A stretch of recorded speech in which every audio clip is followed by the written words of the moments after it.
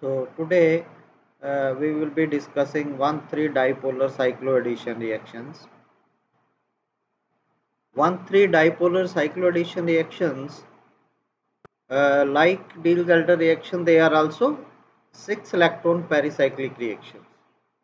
But these differ from Diels-Alder reaction in the sense that here the four component which we call dienes in case of Diels-Alder reaction, here it is called as 1,3 dipole, and it is a 3 atom unit containing at least one heteroatom. Whereas in case of Diels-Alder reaction we have seen it may or may not contain heteroatom, whereas here it will always contain at least one heteroatom in the 1,3 dipole. And this 1,3 dipole is represented by a zwitterionic octet structure. Similarly, the two component where in Diels-Alder reaction we have called that as dienophile. Here in case of 1,3 dipolar cycloadditions we call these as diplerophiles. So two component is called as diplerophile rather than dienophile. So it is a compound containing a double bond or a triple bond, and when this 1,3 dipole forms an adduct with a diplerophile, then the product of the reaction formed is a 5-membered heterocyclic compound. Now, a typical example of 1,3 dipolar cycloaddition is addition of ozone to alkenes, which we have done many times in our previous classes. So you have seen that ozone adds to carbon-carbon double bond to give us a cycloadduct, which is actually a 1,3 dipolar cycloaddition reaction, and this adduct rearranges to give us the final product, that is ozonide, which on either hydrolysis or oxidation gives you further products. So the first or the basic reaction in case of ozonolysis is formation of adduct, and this adduct is formed by 1,3 dipolar cycloaddition reactions. Then 1,3 dipoles, they can be classified into three categories, that is type A, type B or type C type of 1,3 dipoles. In case of type 1 dipoles, there must be present a double bond and a non-bonding pair of electrons. So this will have a double bond and non-bonding pair of electrons on the central atom. And examples of 1,3 dipoles under this category, they are azides, diazoalkanes, nitrile ylids. Then type B, here the dipoles will have a non-bonding pair of electrons on the central atom. And examples are nitrones or ozones, azoxy compounds, azomethane ylids. All these, they are examples of type B category of 1,3 dipoles, where the dipole will have only non-bonding pair of electrons on the central atom. And type C is where the dipole will have a double bond in it. And examples of these types of categories, they are ketonitrines, methylenes, ketomethylines, etc. Now, out of all these categories, some like azide or diazoalkanes, they are relatively stable and they can be isolated also. But most of the other dipoles, they are prepared in situ in the presence of diplerophile, and the 1,3 dipolar cycloaddition is done in situ with these dipoles. So these are structures of some of the important 1,3 dipoles. Diazoalkanes, they have this type of canonical structures. Then azides, nitrilamines, nitrile ylids, nitrile oxide, azomethane ylid, nitrones, carbonyl oxide, carbonyl ylids. So all these, they are some of the common 1,3 dipoles which we will be using for different types of synthetic applications of 1,3 dipolar cycloaddition reactions. Now, mechanism of this reaction is that there are originally two mechanisms they were proposed for 1,3 dipolar cycloaddition. One was concerted pericyclic cycloaddition mechanism, as we have seen in case of 2 plus 2 or 4 plus 2 cycloaddition reactions. So on similar lines, there was given a concerted pericyclic cycloaddition mechanism. Then another mechanism given was stepwise diradical intermediate mechanism. However, now it is generally accepted that it follows in most of the cases pericyclic mechanism for 1,3 dipolar cycloaddition. So here 1,3 dipole reacts with the dipolarophile in a concerted, often asynchronous and symmetry allowed uh, pi 4 suprafacial, pi 2 suprafacial fashion through a thermal 6 electron Huckel aromatic transition state. So this type of transition state is there when a concerted pericyclic mechanism is there. But there are few examples where we have seen stepwise diradical intermediate mechanism is also involved. For example, for catalyst-free 1,3 dipolar cycloaddition reaction of thiocarbonyl ylides and nitrile oxides, in some examples we have seen that the second type of mechanism is also followed. Now, what are the bases on which we can say that pericyclic mechanism is the universal for these 1,3 dipolar cycloadditions? So these are the four observations for different type of 1,3 dipolar cycloaddition reactions which support that a concerted pericyclic mechanism is involved in such type of reactions. First is substituent effects. There are different substituents on the dipole, and they when this reaction is performed, it has been found that they do not exhibit a large effect on the cycloaddition rate, which suggests that the reaction does not involve a charge separated intermediate. That means although our 1,3 dipole is a charge species, but the transition state does not involve a charge separated intermediate. So that is why the substituents, they have no effect on the rate of the reaction. Then solvent effects. As we have seen that dipole is an ionic species, then solvent polarity must have a effect if it is having a biradical or diradical or ionic mechanism. But here also solvent polarity has little effect on cycloaddition rate. So which is in line with the pericyclic mechanism, where polarity does not change much in going from the reactants to the transition state. So this point also supports the supports that the concerted pericyclic mechanism is involved in 1,3 dipolar cycloaddition reaction. Then is stereochemistry. Now, in case of 1,3 dipolar cycloadditions, they are always stereospecific with respect to the dipolarophile. That is, if we will add cis alkenes to 1,3 dipole, it will give syn products.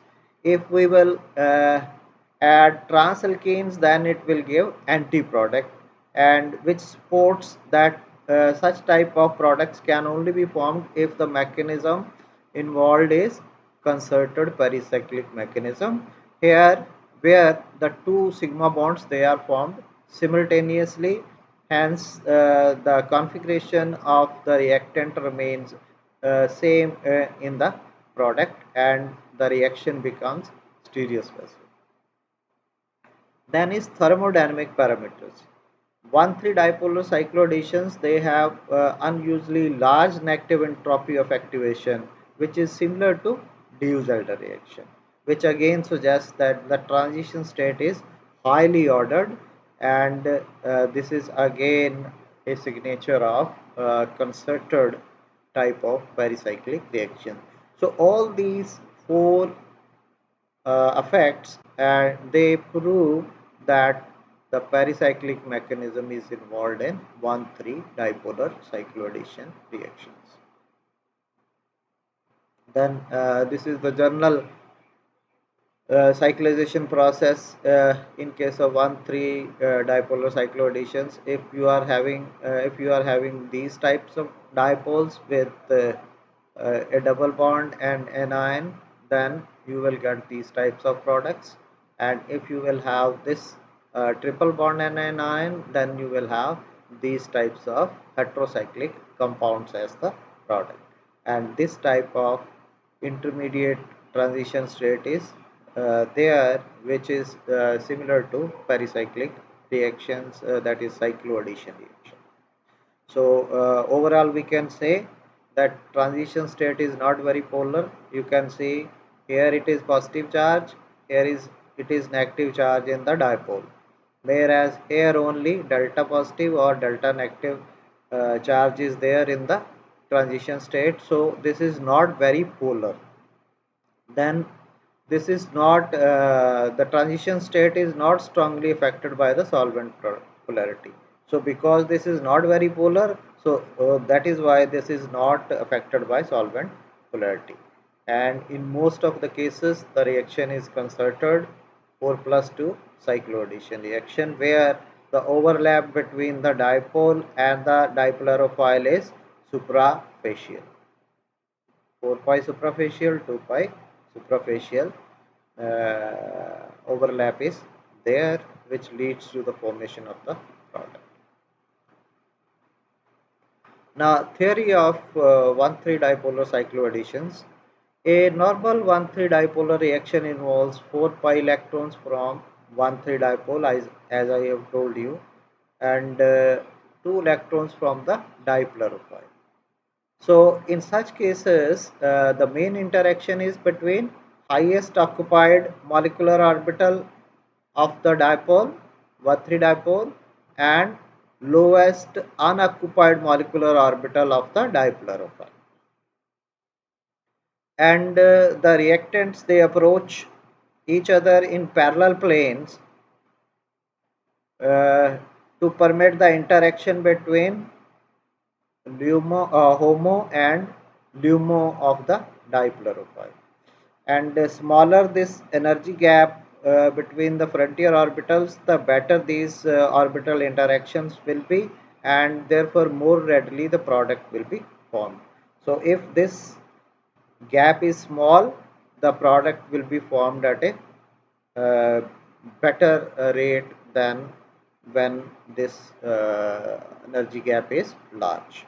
So smaller the energy gap, higher will be the better will be the overlap, and higher will be the product formation in a smaller time. Then according to FMO approach, effective frontier molecular orbital overlap can be achieved in three ways: type 1, type 2, and type 3 overlap, type of overlap. The dominant pathway is one which possesses the smallest HOMO-LUMO energy gap. As I have told you, smaller the energy gap, higher will be the extent of overlap, and higher will be the rate of reaction. Now, if you see this, this is the molecular orbitals for 1,3 dipole. This is highest occupied molecular orbital, and this is lowest unoccupied molecular orbital. And here this is the molecular orbitals for dipolarophile, HOMO, and LUMO.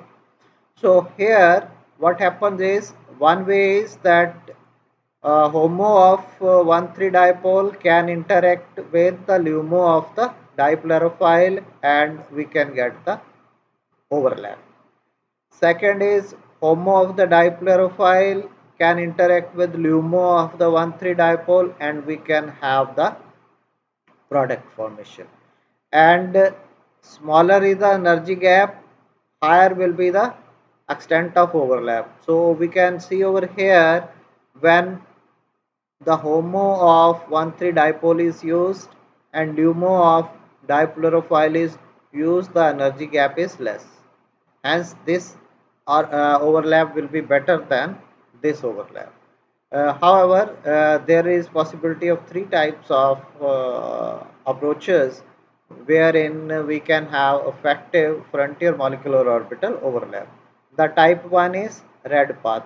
Red path is this one, where energy gap is small, and type 3 is blue path. This is the blue path, and type 2 is where both either red or blue path can be achieved by the reaction. So out of these three, one path will be followed by the reactant to for the product formation, and that path will depend on the energy gap over here, and depending upon the geometry of the system also, either type 1, type 2 or type 3 path can be followed by the reactants. Now in case of type 1, the dipole has a high-lying HOMO orbital which overlap with the LUMO of the dipolarophile. I have told you that HOMO of the dipole and LUMO of the dipolarophile is involved. A dipole of this type is referred to as HOMO-controlled dipole or a nucleophilic dipole. HOMO-controlled dipole or a nucleophilic dipole. And examples of such type of path which is followed by different 1,3 dipoles, they are azomethane halides, carbonyl halides, nitrile halides, azomethane amines, carbonyl amines, and diazoalkenes. All these types of 1,3 dipoles, they follow type 1 overlap in product formation, and these dipoles add two electrophilic alkenes readily. The electron withdrawing group on the dipolarophile would accelerate the reaction. If dipolarophile is having electron withdrawing group, the rate of reaction will be more, whereas if electron donating groups are present on dipolarophile, that this would de-accelerate the reaction. So for example, diazomethane react with electron poor ethyl acrylate, that is ethyl acrylate is electron withdrawing group, electron poor, more than a million times faster than the electron rich butyl vinyl ether. You can see that electron withdrawing group present on the dipolarophile. This is your dipolarophile, and this is the electron withdrawing group present on the dipolarophile. And as we move down, the electron withdrawing capacity goes on decreasing and electron releasing capacity goes on increasing. Hence this is electron poor, here this is electron rich, because these are having lone pair of electrons. They can give their electrons to the dipolarophile, hence they are electron leasing groups. And you can see that 1,3 dipolar cycloaddition of diazomethane to such dipolarophiles, the rate of reaction here is more than a million times faster than this compound where this dipolarophile is having an electron leasing group attached to, whereas here you are having electron withdrawing group attached to it. Then is type 2 overlap. Here HOMO of the dipole can pair with the LUMO of the dipolarophile, or HOMO of the dipolarophile can pair with the LUMO of the dipole, because here, as we have seen in the previous slides, that either red path or blue path both can be followed. So these two situations are like that. HOMO of dipole or HOMO of dipolarophile both can be used, and LUMO of dipolarophile and LUMO of dipole both can be used for this type of interaction. So this two-way interaction arises because the energy gap in either direction is similar. So when energy gap will be almost similar in both the cases, then either red or blue can take place. A dipole of this type is called as homo-LUMO controlled dipole or ambiphilic dipole. And this includes examples are nitrilamide, nitrone, carbonyl oxide, nitrile oxide, and azide. All these types of dipoles, they have such an energy level diagram that here the energy gap in either direction is similar, and because of that both the possibilities they can be there. Either it can follow red path or it can follow blue path as per the energy level diagram. And here also an electron withdrawing group would lower the LUMO while electron donating group will rise the LUMO. And reactivity of azides is similar with various electron rich and electron poor dipolophiles. And you can see over here the electron rich, if electron rich is present, then this is about 1 lakh times faster than electron poor.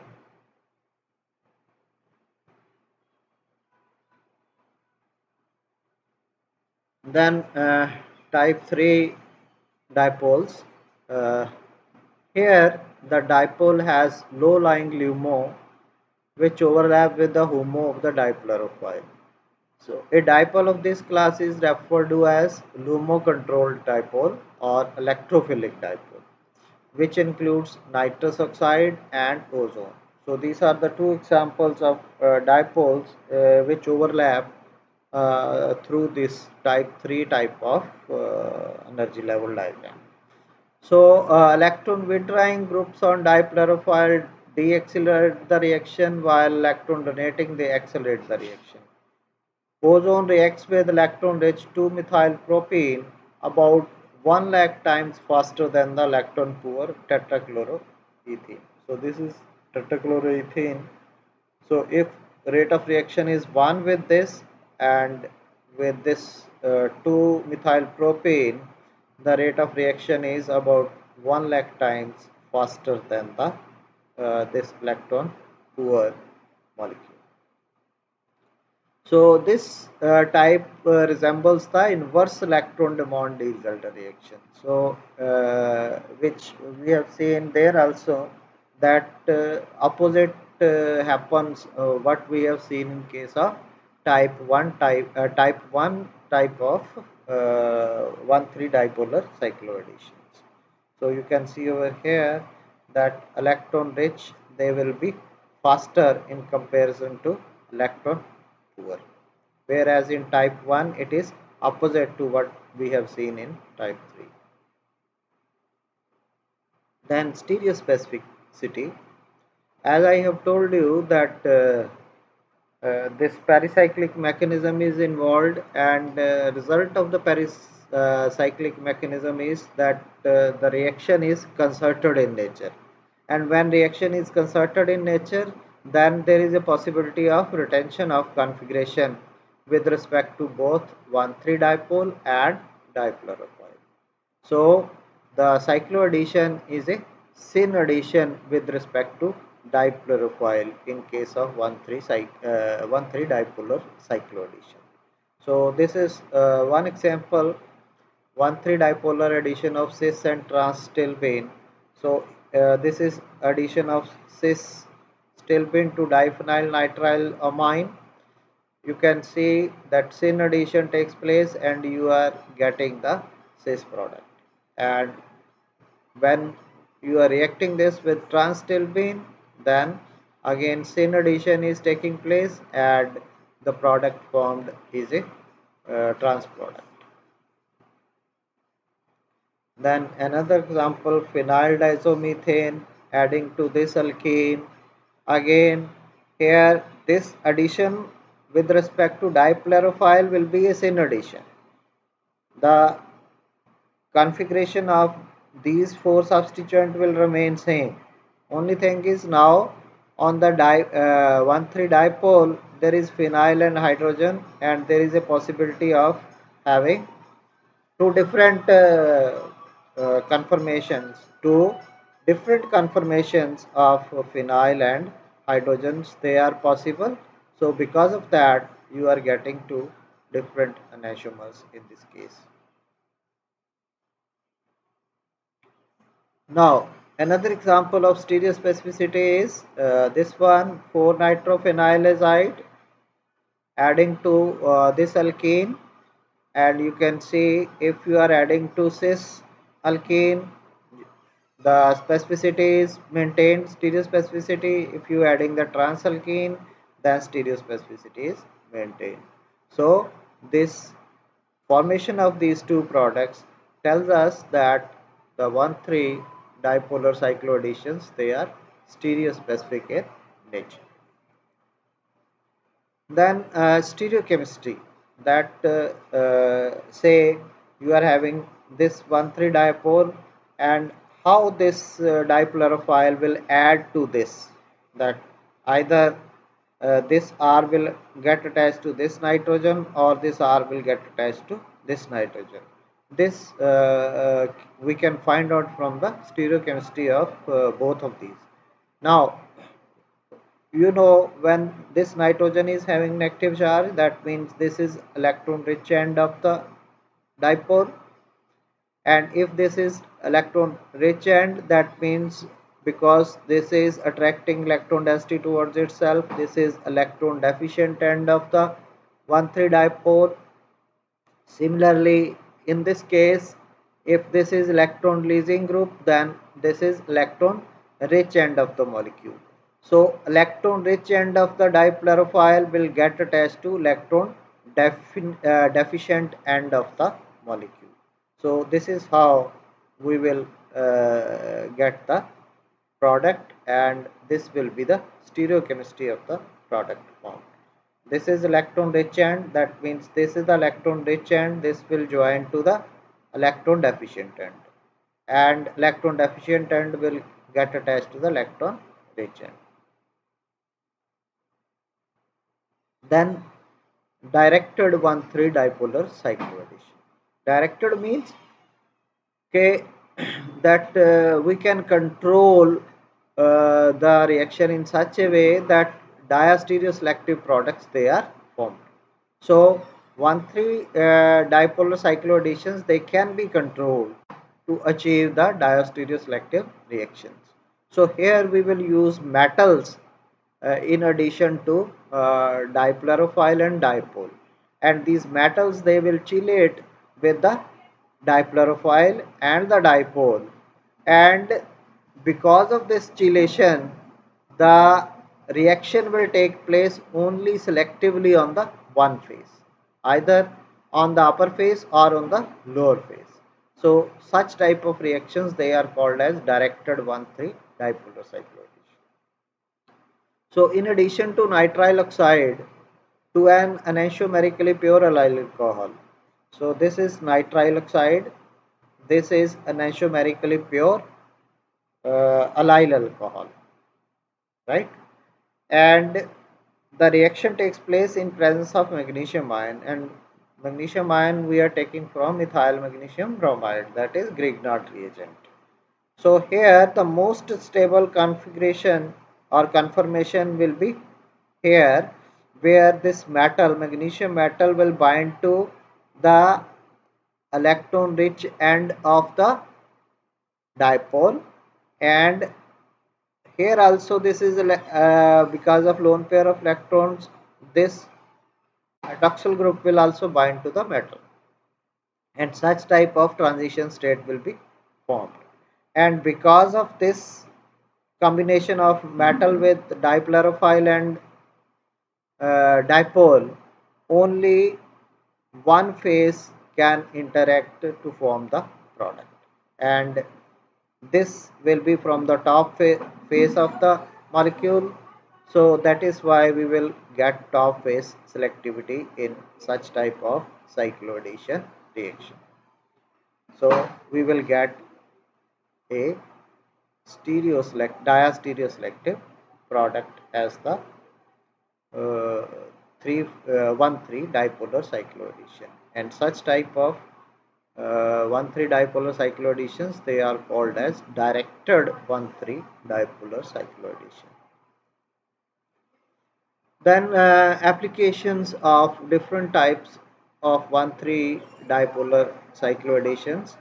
We will do it on the basis of 1,3 dipoles which we use. The first type is nitrile oxide, and in case of azide and diisoalkanes, some examples we have already taken care in stereochemistry and stereoselectivity. So, further application we will be discussing for other 1,3 dipoles. And first of the category is nitrile oxide. So, nitrile oxide is widely used for aldol reaction, and cycloaddition reaction here takes place between nitrile oxide and an alkene, and you will get isoxazoline as the product. And if we are using alkyne instead of alkene, then we will get isoxazoles as the product. And both these isoxazolines and isoxazoles, they can be cleaved by hydrogenation to reveal either aldol type products or Claisen type products. So for example, say here nitrile oxide is reacting with the alkene, and we will get dihydroisoxazoles derivatives as the product. And further, if we hydrogenate these with these products formed from 1,3 dipolar cycloadditions, then we can get these types of ketoalcohols, beta hydroxy ketones as the products, or if we reduce it with lithium aluminum hydrides, then beta amino alcohols, they can be formed as the product. So both of these categories, they are very important. Beta keto alcohols or beta amino alcohols, they are very important for different applications in the synthesis of many drugs and biologically active products. Then some more examples of nitrile oxide. This type of nitromethane derivative on reaction with phenyl isocyanate gives us first nitrile oxide. So sorry,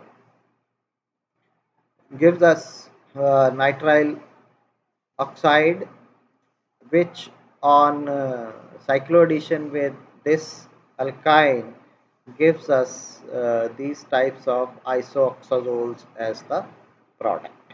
And again, the reaction is 1,3 dipolar cycloaddition in presence of nitrile oxide.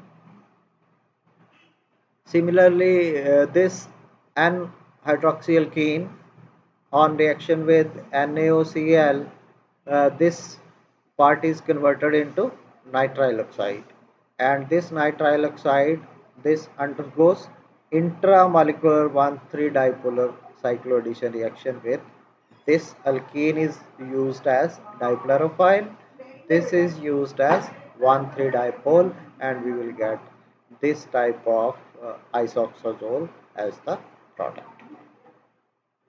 Similarly, if we are having these types of ketoalkenes, aldehydic alkenes, on reaction with this hydroxylamines, we will get these types of product. And what happens is, in the first step, this will react with the hydroxylamine and nitrile oxide will be formed. And this nitrile oxide on heating will use this as the dichlorophyll, this as the 1,3 dipole, and this will undergo 1,3 dipolar cycloaddition reaction to give us this product. Then some more examples of nitrile oxide. Uh, Intramolecular 1,3 dipolar cycloaddition. Two examples we have seen in the previous slide. and here this is an important synthetic reaction. Here the synthesis of anti-tumor agent sarcomycin is achieved through 1,3 dipolar cycloaddition reactions. So what happens is dehydration of this nitroalkene gives this isoxazoline as the product through 1,3 dipolar cycloaddition reactions. So here what happens is that first on reaction with this is converted into nitrile oxide, and that nitrile oxide will use this as the dichlorophyll, and we will get 1,3 dipolar cycloaddition product. And this on hydrogenation with Rhine nickel will be converted into beta hydroxy ketones as the product. And these beta hydroxy ketones, they can be dehydrated to ethyl esters of sarcomycin, from which on hydrolysis we can get sarcomycin. So here R is ethyl. So this is how we can synthesize this anti-tumor agent sarcomycin through 1,3 dipolar cycloaddition.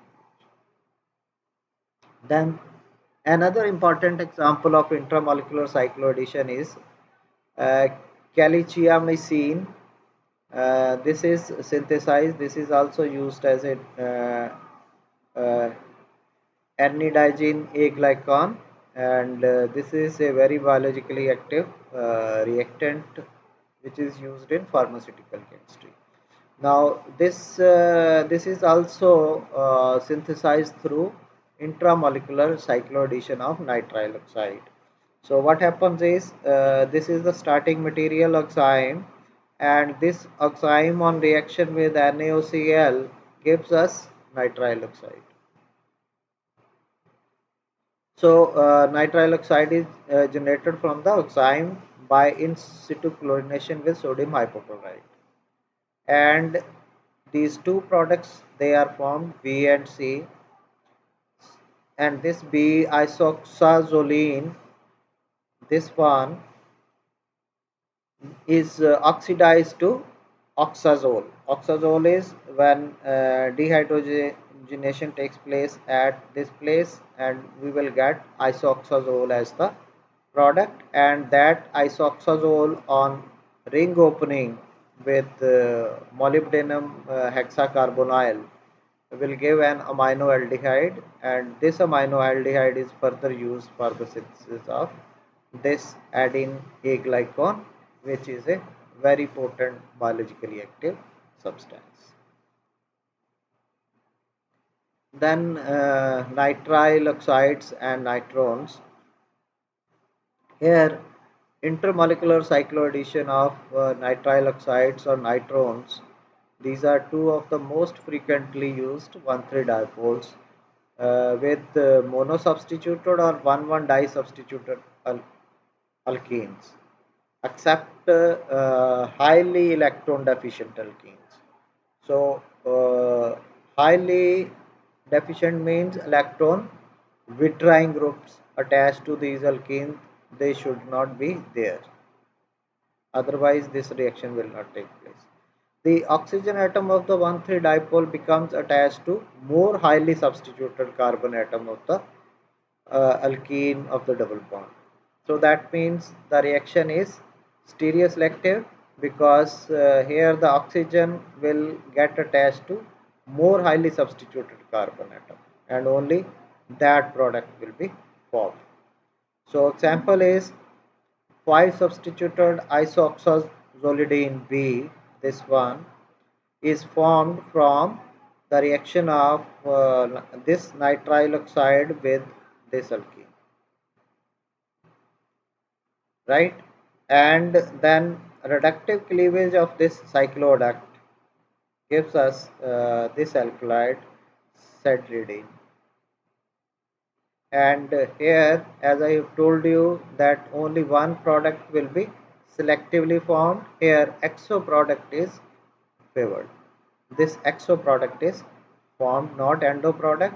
because oxygen will get attached to more highly substituted carbon.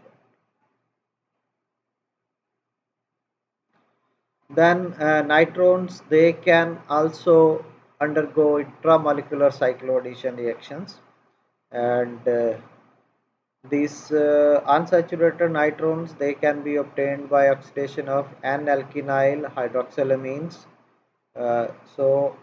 This is methyl hydroxylamine. When this will react with this aldehyde group, this will add to this methyl hydroxylamine will add to this carbonyl group, and we will get this A. A is our intermediate nitrone, which will act as 1,3 dipole, and this carbon-carbon double bond will act as dichlorophyll, and intramolecular cycloaddition 1,3 cycloaddition will take place with this nitrone and alkene, and we will get this cis bicyclic isoxazolidine as the product. And this is also a important reaction. This is also used, this is an intermediate, and this is further used for synthesis of some biologically active products. Then azomethane ylides, they these types of carbon nitrogen double bonded ylides, they are called as azomethane ylides. So they also act as 1,3 dipoles, and they can be added to an alkene or alkyne to for the formation of pyrrolidines and dihydropyrrole ring as the product. And these pyrrolidines or dihydropyroles, they can be converted easily to pyrrole by dehydrogenation. And pyrrole ring, is present in many of the natural products and biologically active compounds.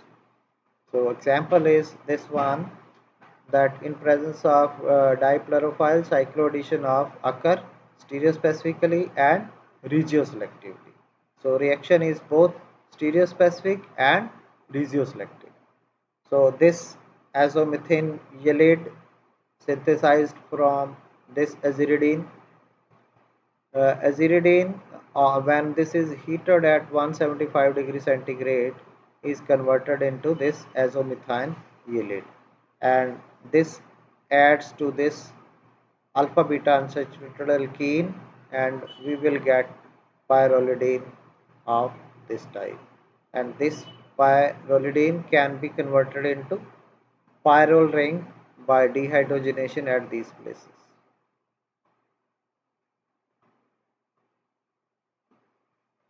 Then is carbonyl ylides. These are very recent ylides which have been reported, and recently many reactions they have been studied with carbonyl ylides, and they have they have been formed by cyclization of an electrophilic rhodium carbonide onto a nearby carbonyl group. So cycloaddition takes place. Cycloaddition of carbonyl ylides can take place either with alkenes or with alkynes as dichlorophyls, and product formed is dihydro or tetrahydrofurone as the furanes as the product. So you can see over here that if we are having this type of diazo compound, when this is reacted with rhodium acetate in benzene at room temperature, this is converted into this type of carbonyl ylide with the removal of nitrogen gas.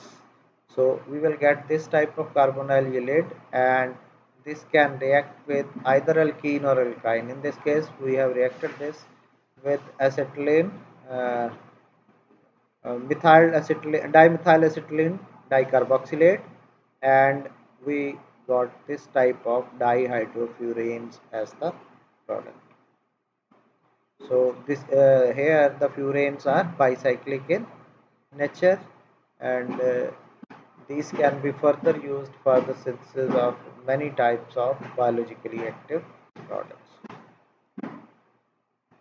Then uh, uh, uh, recently this copper catalysis has also been used, and we have seen that 1,3-dipolar cyclodation does not proceed readily under mild conditions. The conditions need to be drastic for all the reactions which we have seen, that either you have to heat at 175 or 200 degrees centigrade. So the conditions are not mild. But by using copper catalysis, we can prepare 1,3 cycloaddition products under mild conditions and under physiological conditions also, that is neutral pH, room temperature, and in aqueous medium also we can prepare these types of cycloadets. And this reaction is called as copper catalyzed azide alkyne cycloaddition.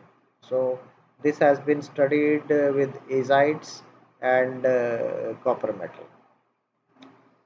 And the reaction is so versatile that it is termed the click chemistry. Although copper 1 is toxic, and many protective ligands have been developed to both reduce cytotoxicity and improve the rate of CuAC, that is copper catalyzed azide alkyne cycloaddition. So here what happens is azides, they will react with alkynes in presence of copper 1. So copper 1 will first form an intermediate with both of these, and because of the intermediate formation, this copper 1 act as a catalyst, and the reaction takes place at room temperature and under mild conditions of neutral pH and in aqueous solution also, and we will get triazoles as the product. So this is very recent and very important reaction which have proved that the reactions can be done at room temperature with copper catalysis. So these are the resources which have been used for this lecture. Uh, the book by Caruthers, then by Fleming, Pericyclic Reaction, some NPTEL lectures and videos they have been also used, and then uh, web resources on 1,3 dipolar cycloadditions they have been used for this lecture. Thank you.